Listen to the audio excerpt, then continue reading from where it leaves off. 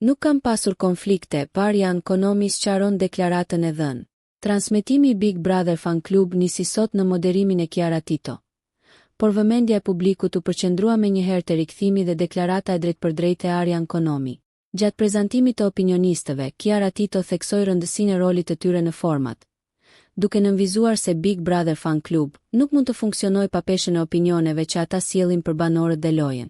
Krahas Francesca Murati, rikthimi i Arjan Konomit u prit me entuziazëm, pasi ishte një emër i kërkuar prej kohësh nga publiku në rrjetet sociale. Por momenti më i fortë i mbrëmjes erdhi kur Kiara e pyeti Arjan Konomin për deklaratën e bërë pak ditë më parë në një intervistë për Arbana Osmani, ku ai kishte pohuar se ishte penalizuar në të kaluarën për shkak të një statusi në rrjetet sociale.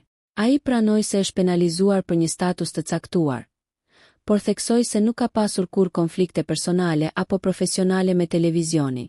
Kjo është shtëpia ime. Mos të ngatëroj numrin e viteve, por kam mbi 20 vjet që kam qenë këtu në Top Channel. Jam shumë i lumtur që jam pjesë e këtij formati sepse është formati ku unë nisa. Është formati i Big Brother ku unë u njoha për publikun dhe fillova në televizion. Ndaj është si një rikthim, pavarësisht se jemi në fan klub.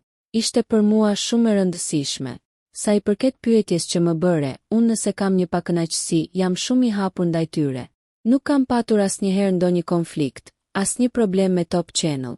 Kam pasur marrëdhënie të mira edhe pas largimit tim, pavarësisht se për një status të caktuar u penalizova. Por unë falenderova, takova njerëzit, jemi takuar, kam ardhur i ftuar në emisione të tjera. Një nga karakteristikat e mia është se nuk mbaj mëri. Ishte një gjë që mund të ndodhte dhe është normale. Unë jam i hapur ndaj saj, u përgjigj Konomi. Nëse ju pëlqeu kjo video shkoni në kanalin e YouTube-it Big VIP Albania Kosova, që e gjeni në bio. Mos harroni që të bëni subscribe dhe të klikoni butonin e zilës që të informoheni për videot më të reja.